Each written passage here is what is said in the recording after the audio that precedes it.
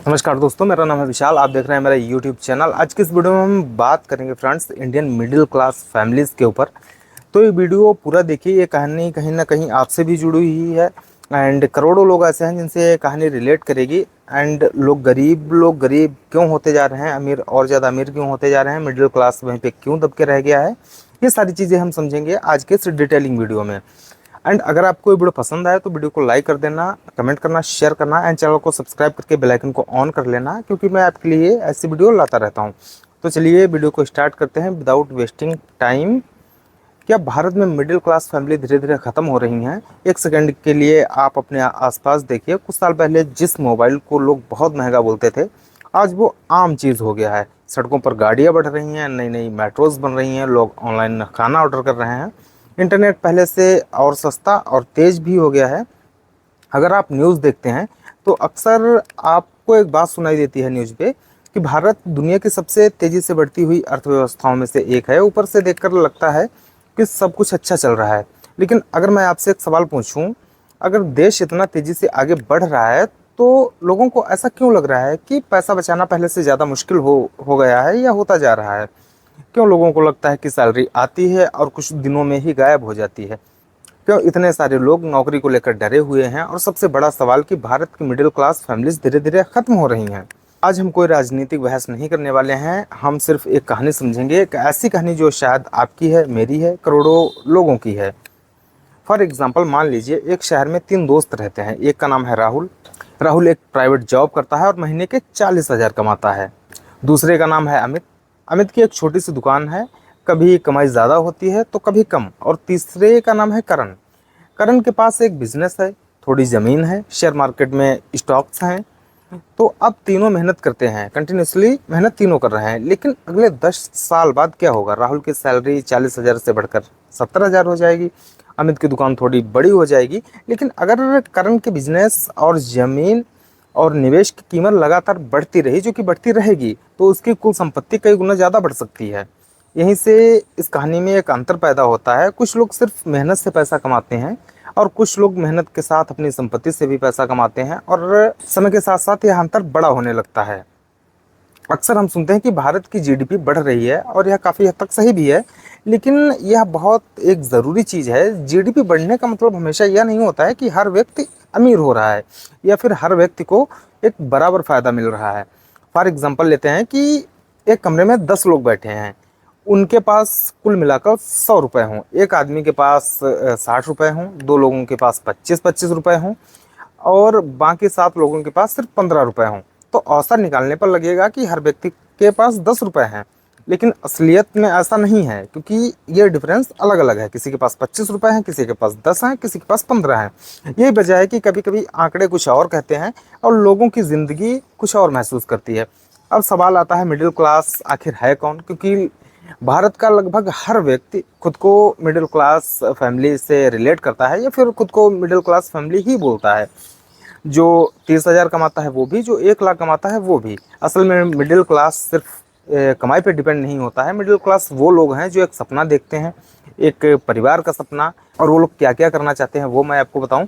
अपने बच्चों की अच्छी पढ़ाई चाहते हैं, अपना थोड़ा घर अच्छा चाहते हैं, तो थोड़ी बचत चाहते हैं, सुरक्षित एक फ्यूचर चाहते हैं और एक बेहतरीन ज़िंदगी। यही होती है मिडिल क्लास के लिए। लेकिन समस्या तब शुरू होती है जब खर्चे कमाई से तेज़ी से भागने लगते हैं। खर्चे बदलते कैसे हैं उस पर हम बात करेंगे। थोड़ा पीछे आइए, 10-15 साल पहले की ज़िंदगी सोचिए। आज महंगे घर हैं, शिक्षा भी महंगी है, इलाज भी महंगा है, बड़े शहरों का किराया भी महंगा है, रोज़मर्रा की चीज़ें भी महंगी महसूस हो रही हैं। अब हर कोई कह सकता है कि सैलरी भी तो बढ़ रही है लोगों की। बिल्कुल बढ़ी है, इस बात से मैं भी सहमत हूँ कि लोगों की सैलरी बढ़ी है। लेकिन सवाल सिर्फ इतना नहीं है कि पैसा कितना बढ़ा है, सवाल यह है कि खर्चे किस गति से बढ़ रहे हैं, किस स्पीड से बढ़ रहे हैं। अगर आपकी कमाई सिर्फ 20% बढ़ी है लेकिन खर्चे 35% बढ़ गए हैं, तो आप अपनी पूरी ज़िंदगी में कभी अमीरी महसूस ही नहीं कर पाएंगे। इस पे हम बात करते हैं कि रिपोर्ट्स क्या कहती हैं। यहाँ पर कहानी थोड़ी सी इंटरेस्टिंग हो जाती है। इंटरनेट पर लोग अक्सर कहते हैं अमीर और अमीर हो रहा है, मिडिल क्लास ख़त्म हो रहा है, गरीब और गरीब हो रहा है। लेकिन सवाल क्या है, रिपोर्ट्स भी ऐसा कहती हैं क्या? तो चलिए ये भी हम देख लेते हैं। ऑक्सफैम की एक रिपोर्ट के अनुसार भारत में सबसे अमीर 1% लोगों के पास देश की कुल संपत्ति का 40% से ज़्यादा हिस्सा मौजूद है, जबकि नीचे के 50% लोगों के पास सिर्फ एक बहुत छोटा सा हिस्सा मौजूद है। इसका मतलब यह नहीं है कि बाकी लोग अचानक गरीब हो गए हैं, इसका मतलब ये सिर्फ इतना है कि जो ऊपर के लोग हैं वो बहुत स्पीड से ऊपर जा रहे हैं और जो नीचे के लोग हैं वो वहीं पे अटके हुए हैं या फिर और नीचे जा रहे हैं। दूसरी तरफ world equity database equity research के भी कई मामले ऐसे आए हैं जिनमें दिखता है कि पिछले कुछ दशकों में संपत्ति और आय का बड़ा हिस्सा ऊपर से छोटे समूहों की तरफ ज़्यादा केंद्रित हुआ है। लेकिन अलग अलग रिपोर्ट्स के तरीके अलग अलग हैं, इसलिए आंकड़ों में थोड़ा सा डिफरेंस हो सकता है। यह एक बात और भी जाननी बहुत ज़रूरी है, इसका मतलब यह नहीं है कि भारत आगे नहीं बढ़ रहा है, भारत आगे बढ़ रहा है। इंफ्रास्ट्रक्चर बढ़ रहा है, डिजिटल पेमेंट्स बढ़ रही हैं, करोड़ों लोग पहले से बेहतर जीवन तक पहुँचे हैं। सवाल सिर्फ इतना है कि यह बढ़त सभी तक बराबर पहुँच रही है। तो अब नौकरी का दूसरा हिस्सा हम देखते हैं। कुछ साल पहले लोग सोचते थे डिग्री लो, नौकरी मिल जाएगी डिग्री मिलने के बाद और ज़िंदगी आपकी सेट हो जाएगी। लेकिन दुनिया बदल रही है, एआई आ रहा है, ऑटोमेशन आ रहा है, नए काम बन रहे हैं, पुराने काम खत्म हो रहे हैं। समस्या तकनीकी नहीं है, समस्या बदलाव की रफ्तार है।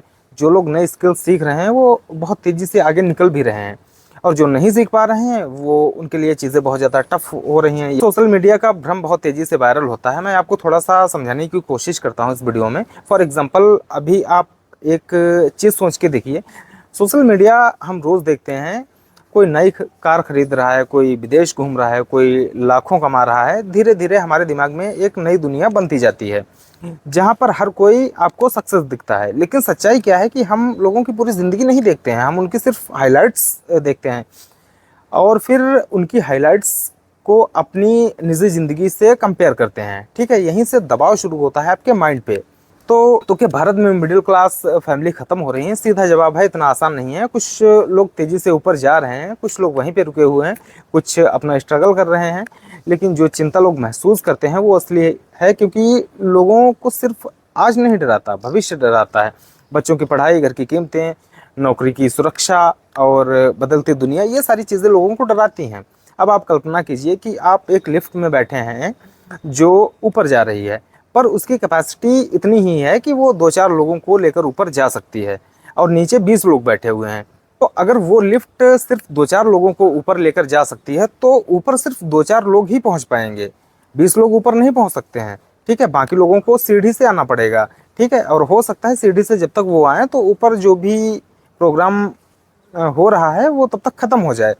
तो इसको आप सीधे सीधे जोड़िए एक बिलियनियर से और एक उस मजदूर से। ठीक है, वो उसके लिए लिफ्ट है, वो आराम से ऊपर जा रहा है, और जो एक छोटा आदमी है वो बस अपना सीढ़ी चढ़ता जा रहा है, उसका सीढ़ी ख़त्म नहीं होगा कभी।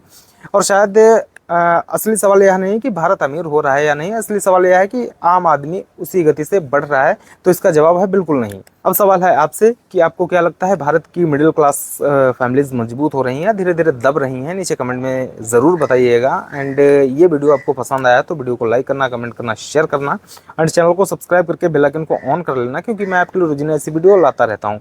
मिलते हैं नेक्स्ट वीडियो में, तब तक के लिए बाय बाय।